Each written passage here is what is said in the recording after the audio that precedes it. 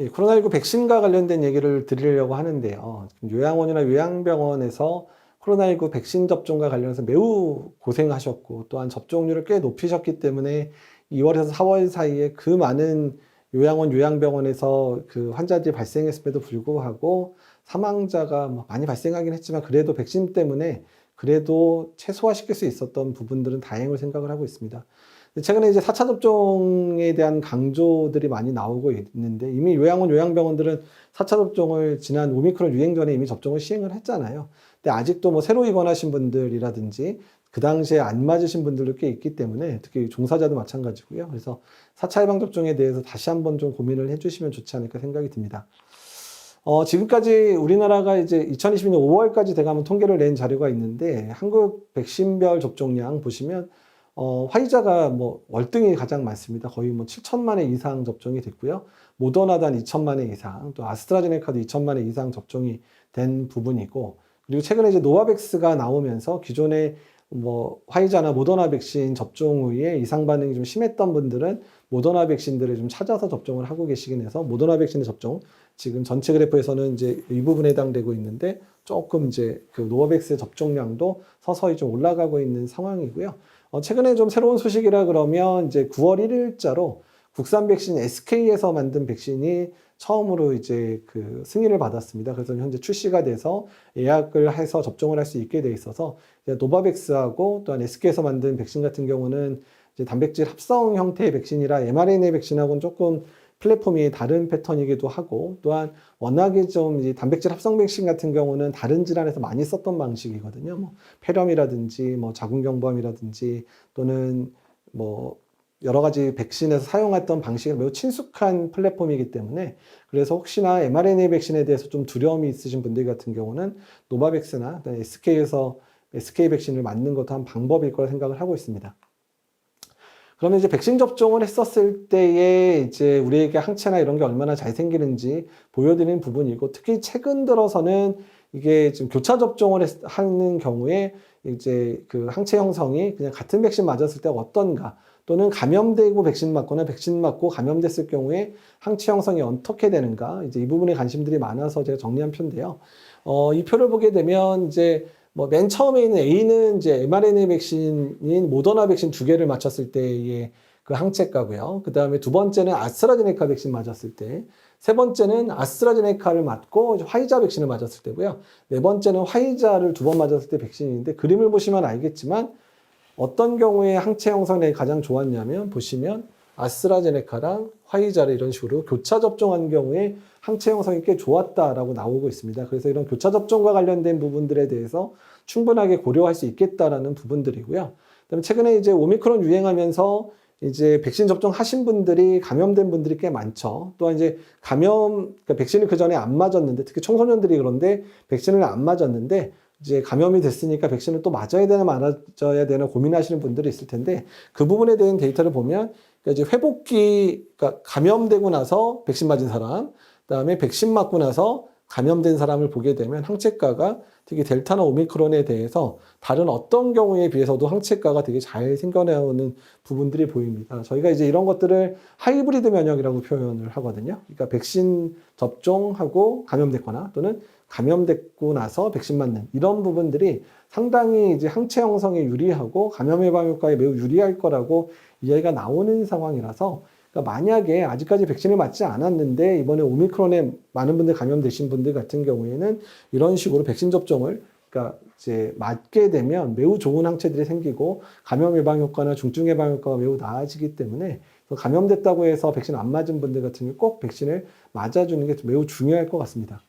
그러면 우리나라에서의 그런 사망률과 관련되어 있는 표를 보여드리면 그러니까 젊은 층, 뭐 10대에서 40대까지는 거의 사망률 자체가 한 0.01 정도 수준 돼서 사망 환자 거의 없을 정도로 나오고 있는데 50대부터 증가가 되기 시작합니다. 50대가 0.04, 그 다음에 60대가 50대의 4배 0.16, 70대는 60대의 4배 0.64, 그리고 80대는 70대의 또 4배 2.7까지 올라가거든요. 그러니까 이 코로나19는 주로 어르신들에서 매우 위험한 그리고 아주 위중증하고 사망률 높은 질병이라는 걸 아실 거고요. 특히 여기서 보시는 70대, 80대에 계신 분들의 많은 숫자가 이제 요양원이나 요양병원에 입원해 계시다가 집단 발병 발생하면서 사망한 분들이라는 겁니다. 그래서 이런 부분들을 고려하셔야 되기 때문에 그만큼이나 이제 예방접종률 매우 중요한 질환, 특히 고령층, 특히 50대 이상에서 예방접종 매우 중요한 질환이다. 이렇게 생각을 하셔야 될 것 같습니다.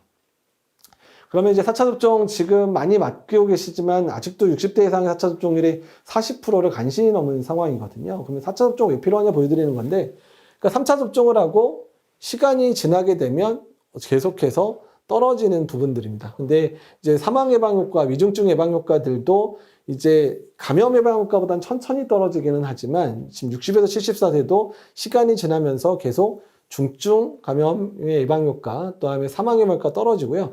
75세 이상 같은 경우는 더 빨리 떨어지게 되죠. 그러니까 고위험군들 같은 경우에는 감염 예방 효과는 이보다 더 빨리 떨어지겠지만 중증 예방 효과도 시간이 지나면 떨어지는 부분들이기 때문에 반드시 4차 접종을 해서 이 3차 접종만 맞으신 분들에서 4차 접종을 해가지고 백신의 예방 효과를 다시 올릴 필요가 있다. 이런 말씀을 드리는 부분들이고요. 그러니까 이스라엘에서 결과에서 매우 중요한 시사점을 보여지는데, 그러니까 이 시점에서 4차 접종을 맞은 그룹은 이제 녹색이고요. 3차 접종만 맞은 그룹은 이제 분홍색인데, 가면 갈수록 3차 접종만 맞은 분에서의 사망자가 급격하게 늘어나는 것들을 보여드리고 있는 부분이거든요. 그래서 그러니까 3차 접종 맞은 분들로 중증 예방 효과가 꽤 길게 가긴 하지만 시간이 지나면서 그게 떨어지고 있기 때문에 4차 접종을 통해서 중증 감염의 위험을 반드시 낮출 필요가 있다. 이 부분 꼭 기억을 해 주셔야 되고요. 그래서 보시는 것처럼 이제 파란 점들은 감염 예방 효과입니다. 감염 예방 효과는 한 10주만 지나더라도 3차 접종 맞은 것과 똑같은 효과까지 떨어지기는 하지만 중증 예방 효과는 계속해서 보전이 되더라. 이제 이렇게 생각을 해주시면 되기 때문에 지금의 4차 접종, 특히 고위험군에서 매우 반드시 맞으셔야 된다는 부분이고요. 그러니까 그러면 이제 최근 들어서 이제 앞으로 있을 개량 백신 좀 기다리면 맞으면 안 되느냐 얘기를 하시는 분들이 있는데, 그러니까 개량 백신은 사실 이렇게 되면 감염 예방 효과도 좀 올라갈 거로 예상은 하고 있기는 한데, 다만 지금 이미 코로나19 유행이 어느 정도 지속되고 있으니까 늦지 않게 4차 접종을 하시고, 개량 백신은 추후에 이제 뭐 다음 겨울쯤이나 뭐 내년 봄쯤에 있을 유행 전에 아마 5차 접종 얘기, 아마 이제 겨울 동계 접종이라고 표현하게 될 것 같은데, 동계 접종 때 맞으시면 되니까 지금 맞을 수 있는 백신으로 4차 접종하는 게 매우 중요할 것 같다라고 생각하시면 될 것 같습니다. 예, 오미크론에 감염되고 나서도 백신 접종이 꼭 중요하다는 얘기 다시 한번 강조드리려고 보여드린 슬라이드인데요. 보시면 우리나라 내에서는 이번에 이제 코로나19 유행 때 오미크론 때 정말 많은 분들이 감염이 됐잖아요. 그래서 거의 대부분의 분들이 오미크론에 감염되셨는데, 그 중에서 특히 이제 5에서 11세의 아이들, 또한 5세 미만의 아이들 같은 경우는 예방접종률이 매우 낮거든요. 한 2%도 안 됩니다. 근데 아이들이 대부분 오미크론 때 거의 60% 넘는 아이들이 감염이 되다 보니까 뭐 이미 감염됐는데 백신 왜 맞아? 이렇게 얘기하시는 분들이 꽤 많았거든요. 뭐 아직까지도 백신 안 맞은 분들, 감염돼서 오시는 분들이 가끔 있는데 매우 위중증으로 진행해서 지금도 오고 계시거든요. 근데 어떻든 오미크론에 감염됐더라도 이제 추가적인 백신 접종이 필요하다는 걸 보여드린 부분인데, 그러니까 이제 예전에 백신 안 맞았던 분들, 그리고 감염도 안 됐던 분들 같은 경우에 오미크론에 감염이 됐을 경우에 보시면 오미크론에 대한 중화항체는 그래도 어느 정도 생기는데 다른 변이에 대한 중화항체가 사실 거의 생기지 않습니다. 이런 문제가 있고요. 근데 상대적으로 이미 백신을 맞았던 분들이라든지 아니면 백신도 맞고 감염됐던 분들, 또는 예전에 백신은 안 맞았지만 감염됐던, 그러니까 예전에 이제 오미크론 이전에 델타나 뭐 알파 이런 거 걸린 분들이겠죠. 분들 같은 경우에는 모든 중화항체들이 이렇게 다 잘 생기는 패턴들을 보이고 있거든요. 그래서 그러니까 이번에 오미크론에 많이 감염됐기 때문에 그냥 백신 접종 추가로 할 필요 없어 이렇게 생각하시는 분들 같은 경우에는 이렇게 백신 접종을 해 주셔야 추후에 다른 변이가 나타났을 때 이제 감염되는 위험성이라든지 또는 중증으로 진행되는 위험성을 낮출 수 있다는 거 반드시 기억을 해 주시면 좋을 것 같습니다. 그리고 이제 우리나라 내에서의 여러 가지 백신의 이상 반응 때문에 걱정이 상당히 많았었는데, 근데 최근에 백신 접종 이상반응위원회에서 발표된 내용들을 들어보면, 그러니까 우리나라 내에서 생각했었던 여러 가지 그런 이상 반응이 예상보다는 매우 적은 건수로 이제 발견됐다, 이렇게 이야기가 나오고 있습니다. 그래서 우리가 아스트라제네카 백신 처음 맞을 때 가장 걱정됐었던 부분들이 혈소판 감소 혈소증이 발생했고 그거로 인해서 사망 사례나 이런 부분 때문에 우리가 매우 걱정을 했었던 적이 있는데 실제로 우리나라 내에서 이제 209건이 신고가 됐는데 그 중에서 실제로 인과관계가 확인된 건수는 4건밖에 없습니다. 그러니까 이 정도로 이제 매우 적다는 것들을 보여드리는 부분들이고요. 그 다음에 이제 뭐 퍼센트를 보면 30대 남자, 70대 여자분, 60대 남자분이어서 예전에 뭐 여성에서 좀 많다 이런 얘기가 있었던 것 같은데 그러진 않고 특히 외국의 사례, 그러니까 유럽이나 미국에 비해서 우리나라는 이런 그 아스트라제네카 백신 접종 이후에 또는 얀센 백신 접종 이후에 생기는 혈소판 감소 혈전증은 매우 빈도가 낮다 이렇게 이제 보고됐다라고 생각하시면 될 것 같고요. 일단 심근염하고 심낭염 사례 같은 경우는 이제 화이자가 좀 더 모더나보다 많은 건수로 나오긴 하지만 워낙에 화이자가 접종 횟수가 훨씬 많다 보니까 이제 발생 빈도나 이런 부분들은 꽤 비슷한 것 같고요. 근데 mRNA 백신에서만 심근염과 심낭염이 나오는 게 아니라 바이러스 벡터 백신 접종 후에도 심근염, 심낭염이 발생을 할 수는 있어서 이거는 아예 이제 스파이크 단백질이나 이런 항원 자체의 문제가 아니냐 이게 사실 나오고 있거든요.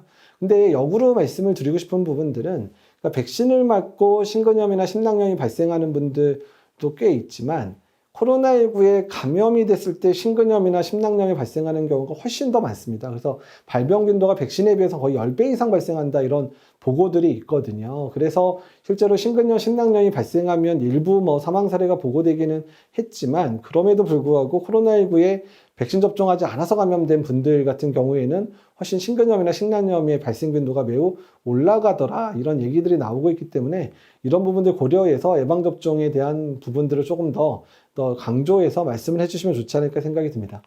예, 최근 들어서 이제 백신 접종 이후에 길랑발해 증후군이라 그래서 이제 면역학적인 이유로 이제 팔이나 다리에 이제 그 마비가 오는 그런 질환이 늘어날 수 있다 보고들이 나오고 있기는 한데요. 주로 아스트라제네카나 얀센 백신에서 지금 현재 보고가 되고 있기는 하거든요. 근데 어떻든 이 부분들도 사실 백신과 인과관계가 있는지에 대해서는 지금 이제 몇몇 국가에서 인과관계가 있을 수도 있다는 보고들이 있기 때문에 우리나라 내에서도 이제 길랑발해 증후군이 이 백신과 연관성이 있는지에 대한 부분들은 현재 연구를 진행 중입니다.